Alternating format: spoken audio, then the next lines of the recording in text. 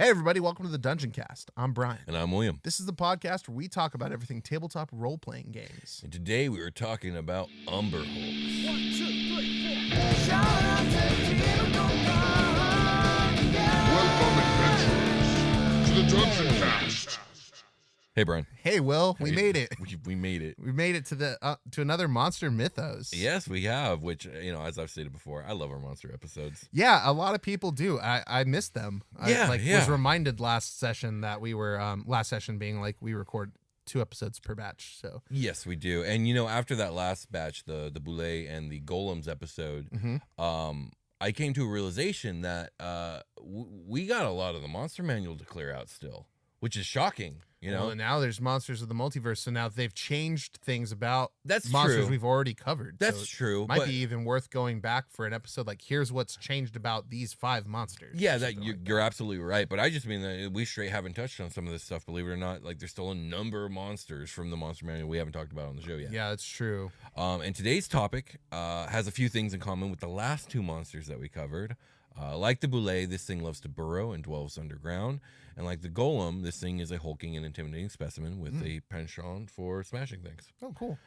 Today we're talking about another D&D classic, the Umberhulk. Nice. Now, the Umberhulk has 2 defining abilities that differentiate it from some other, brutish hulking monsters, despite its name. Number 1, it's got a very almost supernatural ability to tunnel and even earth shape. Oh, yeah, okay, cool. And number 2, which is kind of out of left field, it has a psionic mind-scrambling gaze. Cool, all right. We will get into these abilities later, but I just want to start with that because it's interesting stuff. So we have a otherworldly digging psychic machine of some kind. Kinda. Smash. Here, have you ever seen an Umberhulk? No. I'm totally ignorant. What are you picturing right now? I'm very curious. I just keep picturing the Incredible Hulk with like more bicep, like even bigger arms. Bigger arms. Yeah. Okay. All right. So the Umberhulk was first introduced to D&D in the supplement Greyhawk in 1975. Oh, you know this is gonna be a banger. Yeah. So it's been around for a long time. It's gone through quite a few changes in that time, mostly in how it is depicted. It's always had the same basic description for the most part. But the further back you go through the actual art for the Umberhulk, the more horrifying it looks. Yeah, that's typical. Yeah, absolutely. Look at this shit Gary drew. What the fuck? We can't print this. which is kind of funny to me because the current 5e monster manual treats the Umberhulk like it's the most horrifyingly ugly monster in its pages. But at this point, the thing looks rather tame next to like some of the true monstrosities of D&D. Yeah, like just an illithid. Yeah. Don't get me wrong, the Umberhulk ain't pretty, and I would hate to have one in my house. But compared to, say, a beholder or a gibbering mouther, I would probably rather deal with the Umberhulk. That being said, let's decide. Let's let you decide how scary this thing is. Who, me? Yep, you. All right. Umberhulks look somewhat like a cross between a gorilla and a beetle. Their most prominent feature is their huge pair of mandibles, each roughly 8 inches. Okay. Oh, damn. I scrolled away to go to the D&D Beyond so I could look at it. 0.2 meters. Long. What the fuck? What? We convert to centimeters for that? I guess, yeah, we probably should have. Or long, and their mouths, which are filled with many rows of sharp triangular teeth. Umberhulks have two sets of evenly spaced eyes, compound eyes that lay on the sides of their heads, and forehead eyes that are small and simian. Cool. Okay. They're extremely bulky creatures, often standing 8 to 9 feet. That's 2.4 to 2.7 meters. Tall. They are stout and have a highly muscular physique, weighing 800 to 1,750 pounds. That's 360 to 794 kilograms. Their bulk is covered in chitinous armored plates, tougher than steel, that lay over their hair-like feelers. In addition, their powerful arms and legs both end in tough claws, able to rip through rock with ease. Rather than a nose, they have a series of gill-like openings in their almost non-existent neck, potentially due to aquatic origins. Owing to their wide and heavy bodies, they are not capable of properly maneuvering in open spaces and move in an awkward lumbering motion when not traversing their tunnels. Okay. As indicated by their name, their hides are mostly black, although their front and underbelly is usually burnt brown or yellowish gray. Now I'm thinking of like armored Clayface. He doesn't really have a neck. I guess he doesn't. Just kind of goes shoulders to this little dome head. Feel free to pull up the image now. Yeah. Now that we got through that. Okay. And then I shall continue. All right, let me. I guess I should continue while you're looking, huh? Yeah, I'm there. I'm All pretty right. much there. Yeah. So what are your thoughts here on that? It's just a giant beetle. I added a G to Hulk, Oh, and no. now, oh god, and now it won't let me click in. Oh god. Okay, Umbering keep reading. Gulk. Keep Okay, reading. there are two running theories on the origins of the Umberhulk. First is the old blame the Mad Wizards theory. Yeah, you love that one. Yeah, it's a classic. Umberhulks have been speculated to be magically created mutants whose creators have long since been lost to history. Okay, I'm not too far off with like the clay face or my Incredible Hulk thing either. Yeah, Um, no, yeah. It's shaped like that. It's hulking. It's got those weird ostrich legs though, Let me see. like the reverse, the double joint, Oh, reverse yeah. joint. In Yeah, the leg absolutely. sort of thing. Yeah, definitely. It's like a high ankle kind of thing. My mother's mandibles. What is that from? I have no Just triggered in my idea. I don't know.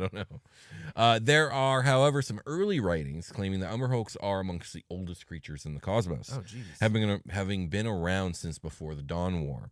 jeez. This theory posits that Umberhulks emerged from the raw matter of the universe before the primordials had finished their crafting. It's the Crimson Chin from Fairly Odd Parents. By my mother's mandible, I say nay. That was like a catchphrase of his. Jesus. God damn it, Brett. Sorry. No, you're good. Umberhulks are commonly viewed. I'm trying to do a show about Umberhulks. God. Umberhulks are commonly viewed by other races as unthinking brutes. Okay. This is a misconception that Umberhulks are perfectly happy to propagate. While not notably intelligent, Umberhulks are perfectly capable of rational thought and forward planning. The 5e Monster Manual has their intelligence listed at 9, which is smarter than many player characters. It's true. Who dump intelligence. You're right. 'Cause what kind of save is that? Part of this reputation is due to most Umberhulks having no need for complex plans, magic, numbers, or technology to accomplish their goals. Thus, they do not need to employ such things. Yeah, at the beginning of time didn't have that shit. That's true. If a situation warrants more than sheer force, they are intelligent enough to use their other abilities to outthink their opponent. Umberhulks are solitary creatures, not due to a hatred of one another, but simply because working together has no perceivable benefit, as they can handle most threats individually. Like, they're big and they're strong and they can move through Earth faster than almost anything else can. Yeah, they seem to have some cleverness about them. Yeah, like, they're good. Right. They street smart. They street smart, yeah. Me no read book. Me dig fast. Scramble brain. Yeah, exactly.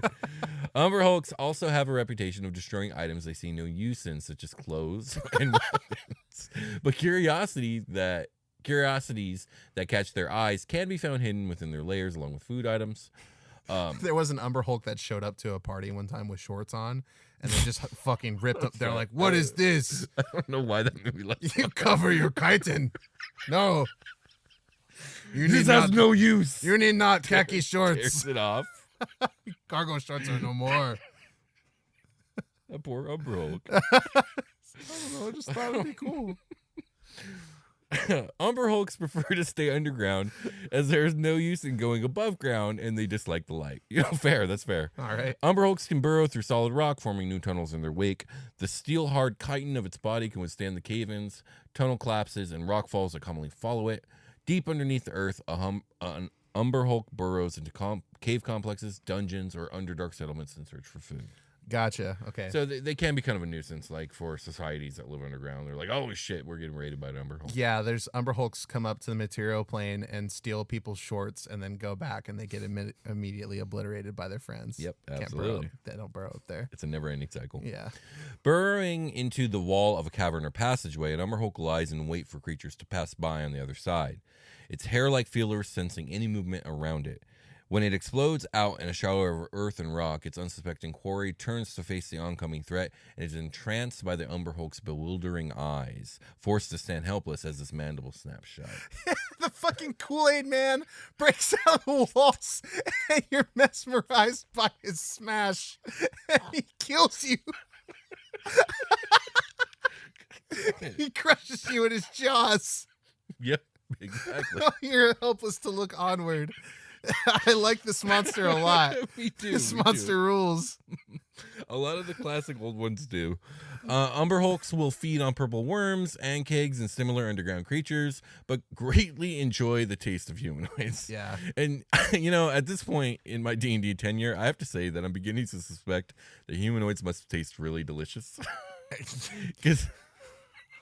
there's just so many monsters that love to eat humanoids. They're like, yeah, it'll eat this and this, but what it really loves is that humanoid flesh. Especially the adventurers, because they're in the tavern eting all the spiced potatoes all the time. Yeah, exactly. They're well seasoned. Yeah. Some corn-fed, potato-fed humans. It is also rumored that they digest precious metals for dietary reasons. Umberhulk teeth are not used for combat, instead serving solely to chew through kills. Some Umberhulk caves host a variety of fungi and lichen, although not so that the Umberhulks can eat the fungi, but in order to attract other animals that eat said fungus and eat them instead. Yeah, I'm eating this like titanium shovel so I can shit good.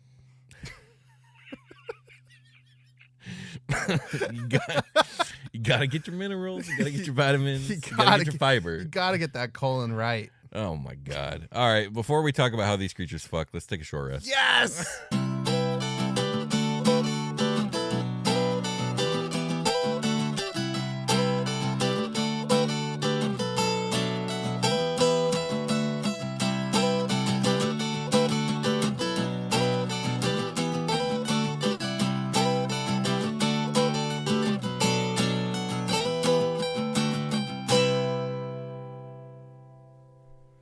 We've returned. Do we have? We're fucking back. Oh yeah. Oh yeah. I was gonna do that. That's hilarious. That's awesome. All right. Yeah. Go to patreon.com/Dungeoncast where you can hear what we just did early. That's true. Yeah. That's true. There's a ton of other stuff there. I asked Patreon. Oh yeah. Do you want to talk about the newsletters and the polls a little bit? Okay, for Patreon. Yeah. So polls. Yeah, let's start there. So we do every month a patron voted episode, and not only do the patrons vote for what we're going to talk about, but those things that they vote on come from a suggestion thread, a monthly suggestion thread by patrons. So the topics are suggested by patrons, and then they vote on those topics. So it's patron suggested, it's patron voted, it's the patron episode, and you want in on that, on telling us what you want to hear us talk about, then go to patreon.com. Yeah. All levels, all tiers can get in on the voting and stuff. Yeah, if you're having trouble visualizing it, Will just throws down like a metaphysical sword into the Patreon feed, and everyone just like fights to pick it up and kill each other for their topic. And the winner gets to choose. And the winner gets to choose. We lose a lot of patrons every month to this thing. It's but honestly you know what? a terrible system that we really need to change. It's great though. We also love it.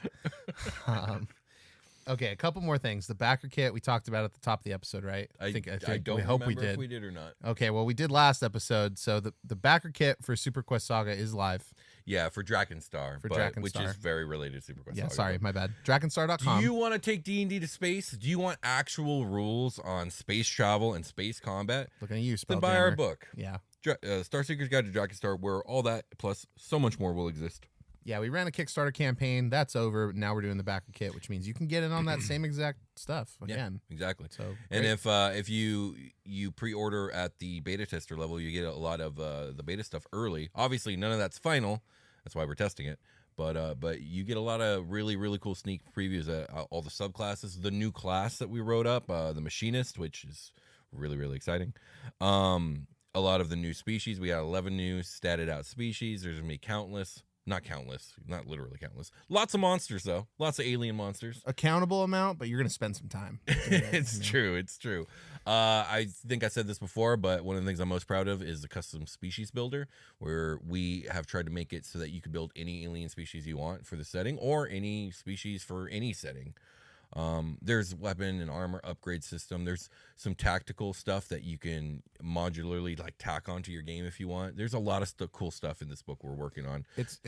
Honestly, it looks really great. It's going to be really fucking cool. There's a great team of people working on it, so I'm super confident in it. A couple other notes. We have a YouTube promo going on. We're marching towards 50K subscribers, and we're going to give a copy of Baldur's Gate 3 away to one of our lucky subs. So Indeed. if you guys want to go help out, go do that.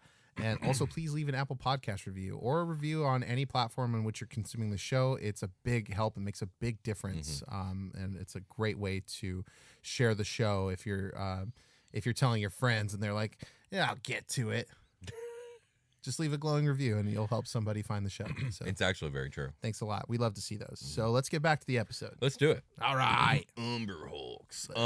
They fuck. In both behavior and appearance, Umberhulks are virtually indistinguishable to outsiders, male or female. Okay. Male Umberhulks live for approximately 50 years, and females live for approximately 75 years.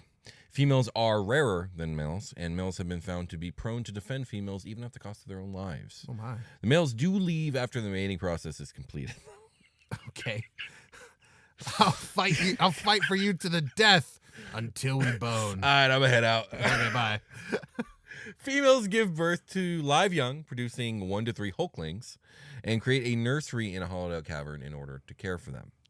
Hulklings quickly gain their iconic abilities, and after 2 years, are capable of joining the mother in order to learn hunting. In a few months, they become mature adults and go on to live by themselves from that point on. Go ahead. I know you can do this on your own, son. I saw you eat a grown man. Absolutely. You dazed him with your beautiful eyes, and you cut him in half with your mandibles and slurped him right up.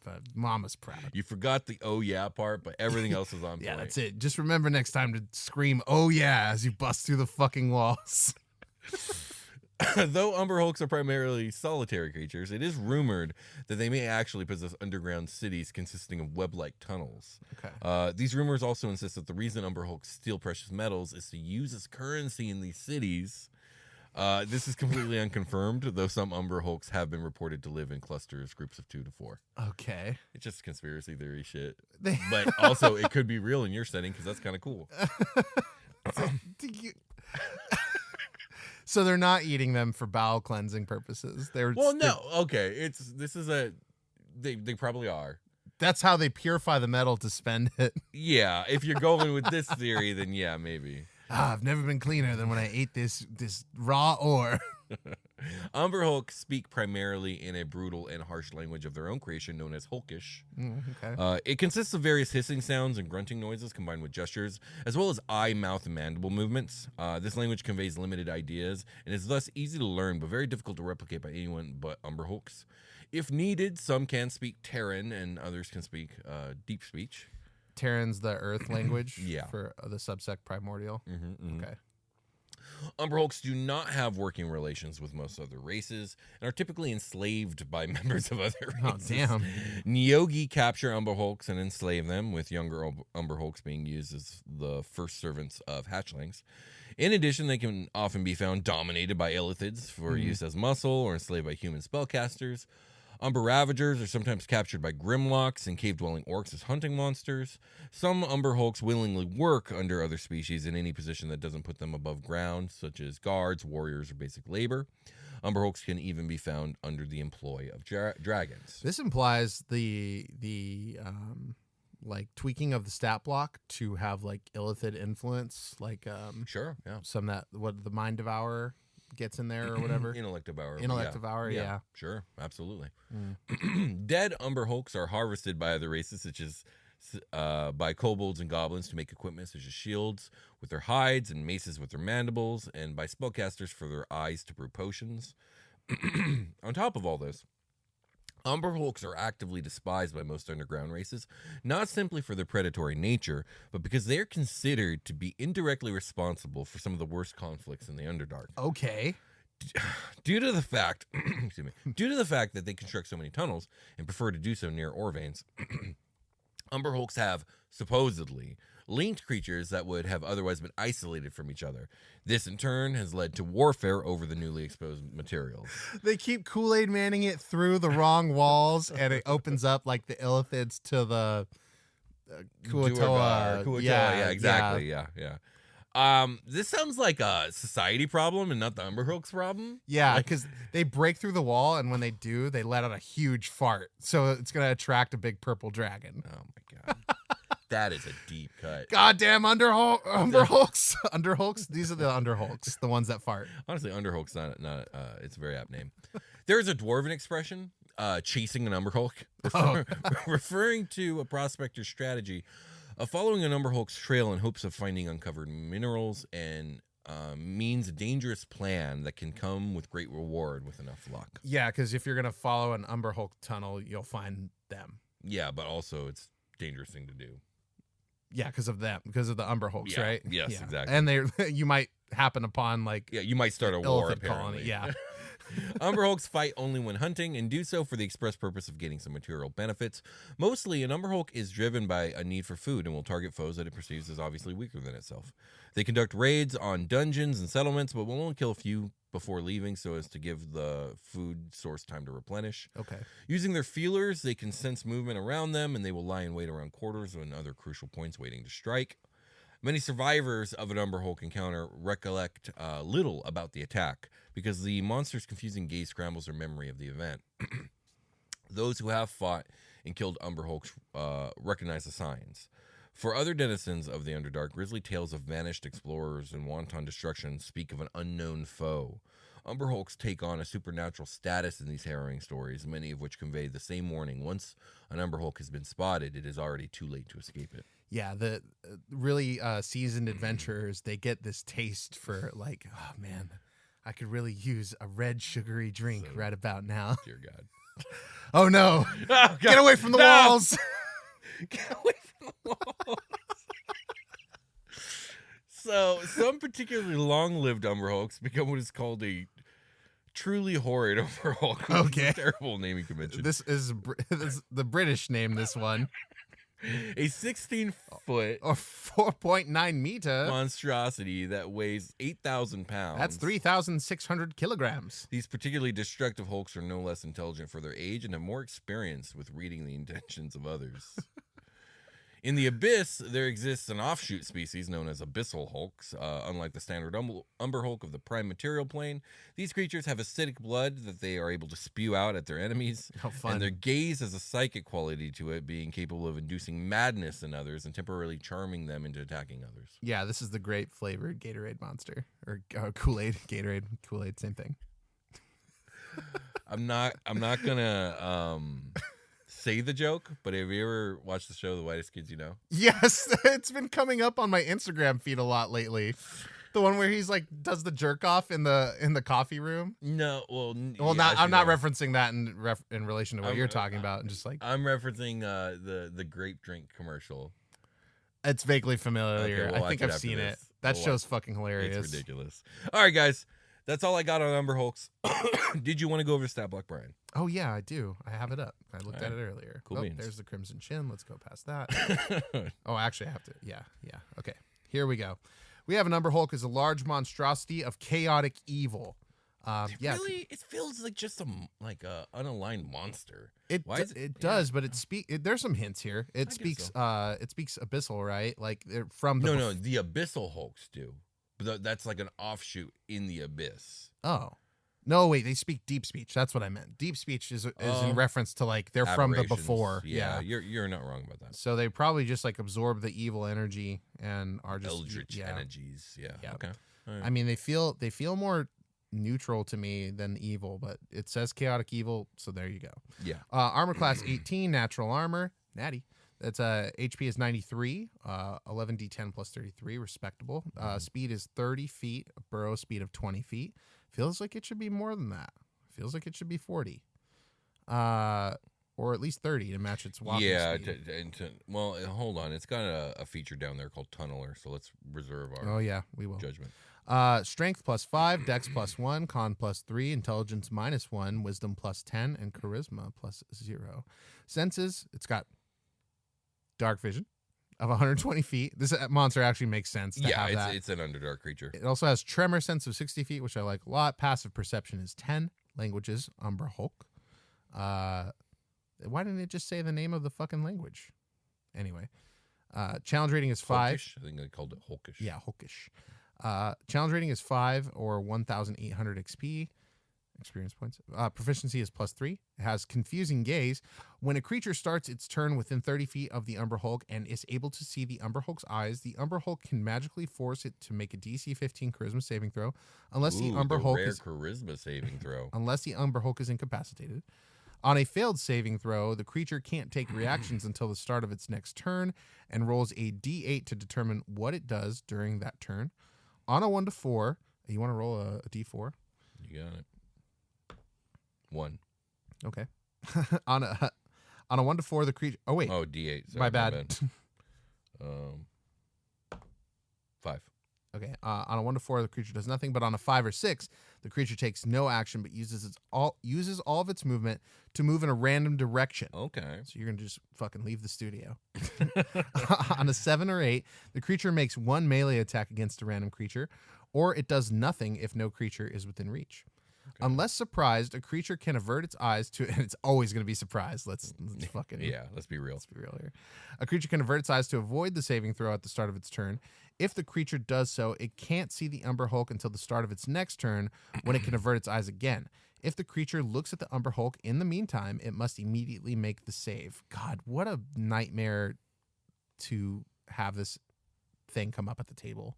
Oh yeah, no. Like, what are you doing with your eyes? This is the type of feature that I like though, because like Umberhulks work alone, right? So this thing has to be able to face off with a party on its own, right? And the fact that everybody at the beginning of their turn has to either avert their eyes, which is not necessarily a good idea, or look at this thing and make the save. Like I think I like the feature personally.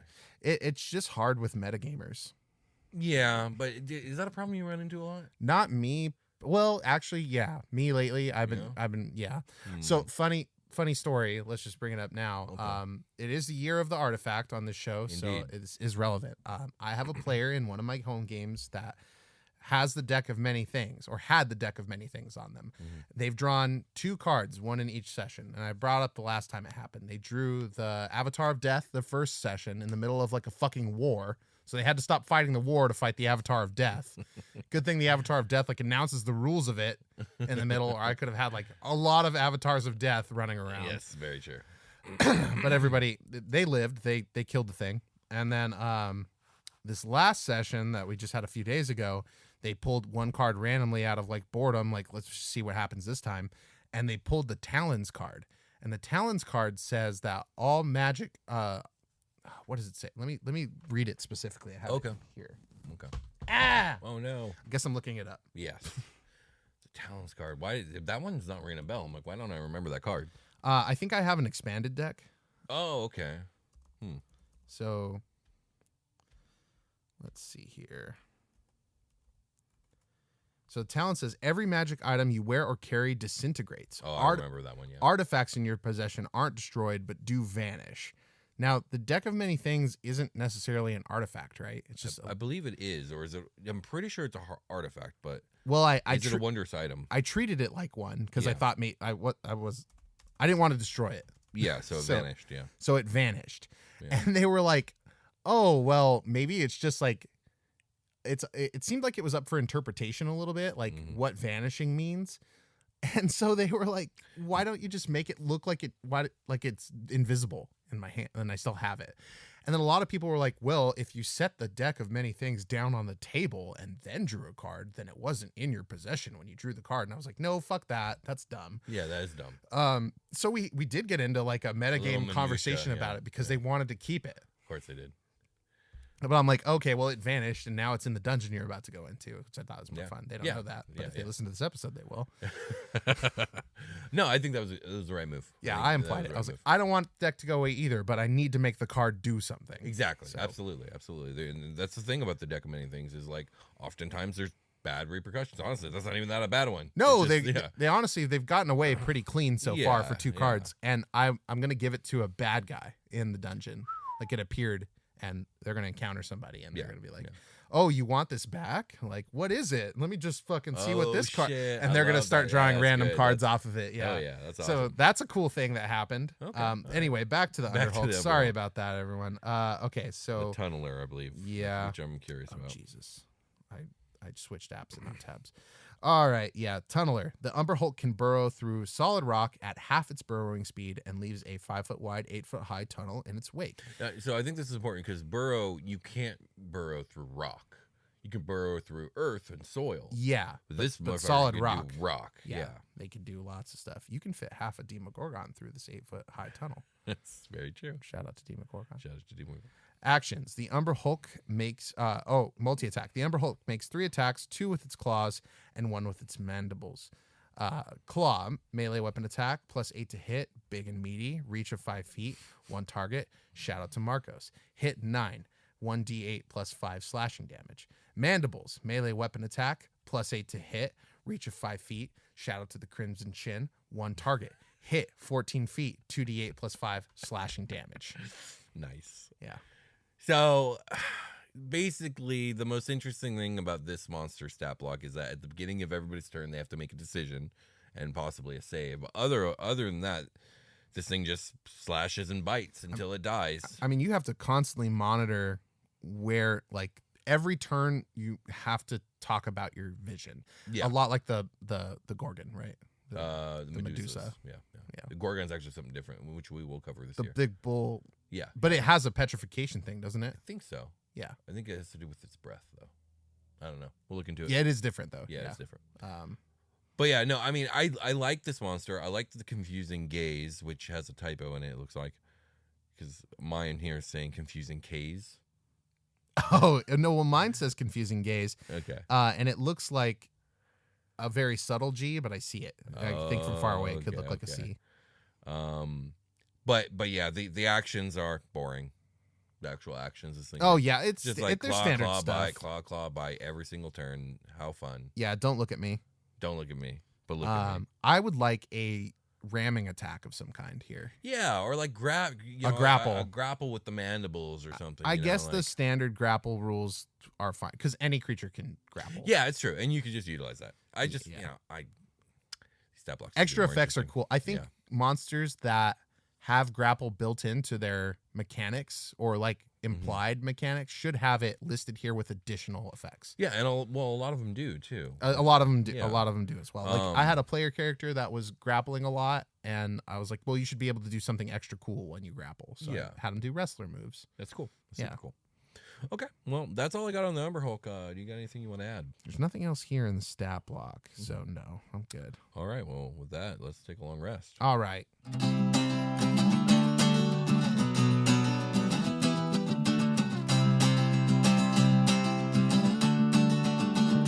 Hey everybody, welcome to the long rest. This is the part of the episode where we break into bed like, oh yeah. Oh no. Oh no. Is that a Family Guy thing? I don't know. Or is it a Dane Cook Maybe. thing? It might be a Dane Cook thing. It could be either. My dad's coming home. He's gonna see a fucking hole in the wall. Yeah, it's Dane Cook. Yeah, it's Okay. Check it out. We've got stuff. we do have stuff. Stuff beyond the show. We do. Patreon.com/Dungeoncast is a great way to support us. If you want to support us further than you already have by listening to this point, go to patreon.com/Dungeoncast and drop us a little change. That'd be awesome. It makes a big difference in our lives and keeps the show moving forward. So thanks for everybody on Patreon. Our patron voted topic is coming up next batch. So we will go ahead and drop Patreon subscribers names for your shout outs. Then we got Twitter. We have an idle Instagram and TikTok, and we have a PO box you can send stuff to, and we've got all kinds of shit. Let me read. I have a document I'm supposed to be reading from. Damn it. There it is. Yeah. Oh yeah. Leave us an Apple Podcast review, guys, if you could. Thank you so much for everyone who's done that. It really helps visibility for the show. Same thing with subscribers. As you guys probably know by now, we're running a giveaway for YouTube subscribers. It's I don't know the exact nature of the giveaway, but we'll get those details. Like we're giving somebody, one of our subscribers. Yeah, we're gonna give one of our subscribers on a YouTube, copy of Baldur's Gate 3. All you gotta do to enter is be a subscriber, like a video, and comment on a video. You will be entered. And yeah, we're just gonna random number generate from our 50,000 subs. Cool. Oh damn it! I need to timestamp something in the last episode. I'm still on the same batch. It's fine. Okay. We have a merch store. Thanks for buying shirts, etc. And we have a Discord. So if you guys want to go check out Discord, you can talk to us there or go interact about other D&D stuff or just whatever. There's a lot of cool stuff going on there all the time. We are also partnered with Diversity Saves, which is a 501c3 nonprofit organization created by excuse me. Created by a collection of BIPOC and LGBTQ plus members of the ttrpg community who are committed to the promotion and uplifting of marginalized communities in the tabletop role-playing game industry through promotion, education, and distribution of grants to help fund new projects led by marginalized creators. I think it's a wonderful organization led by a bunch of wonderful people that's doing a great thing out there in the community. So please go to diversitysaves.org and see what there is that you can help out with there. The last thing that I donated for was like a big drop of game content, and they were only asking for like $5. I dropped some more money than that, but it was awesome. There was so much content from this like one drop, so you can go see what they have to offer there. But yeah, donating them is pretty fucking awesome. So please go do that. And I think other than that, did we hit everything? Yeah, we did. Over, I think we really did. Don't forget about the backer kit, and we'll see you guys next time. We'll talk to you guys later. Let's call it a game.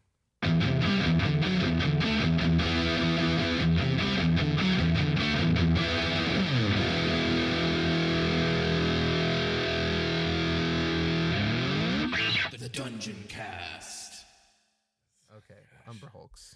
Umberhulks.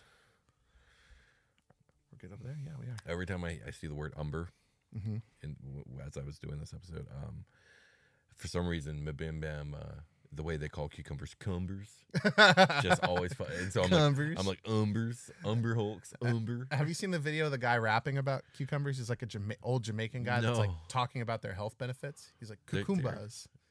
He's like doing No, the song. I've not seen He's this. doing this at the table. He's like cucumba. Get hydrated. He like spits all these fucking facts about how good they cucumbers are are for very you. good for you. Yeah. They are mostly water, but they're good for you. Right. Yeah, he goes through all of it. It's great. My mother-in-law makes an amazing cucumber drink. I don't know it's just straight cucumber and ice and some sugar and stuff, but dude, so good. Oh, not like an aguas frescas, like a I guess it's kind of like that a little bit, but I don't know if that's what they call it. I used to make cucumber water. I didn't put sugar in it or anything, but you just like Yeah. you know, for a long time I would fill up like pitchers with whatever in it. Yeah, Apples, yeah. Blueberries, you know. Dude, that's awesome. That's super cool. Yeah, it's tasty as Yeah, fuck. Don't absolutely. forget about them in your fridge. 'Cause Oh yeah, they'll that's get- just stink. they'll become crazy science experiments. All right, let's. Oh, that's all that's I'm ready, recorded. I'm ready when you are. Yeah. A little behind the scenes. I know we haven't had an end of episode thing in a long time. Maybe That's that'll true. be it. Maybe. Hey everybody, welcome to the Dungeoncast. I'm Brian. And I'm hungover. No, sorry. Go ahead. I thought It's still happening at the end of the episode. My bad. Go ahead. I would do that again. That was funny. Hey everybody, welcome to the Dungeoncast. I'm Brian. And I'm William. This is the podcast where we talk about everything dungeons and fuck. We don't do that anymore. I know. It's still happening. We're still at the end of the episode. We haven't even started it yet. We can't escape. We're We're locked. in this liminal space forever. We're locked at the end of this Umberhulk episode. I don't even know what they are yet. All right, here we go. Yeah.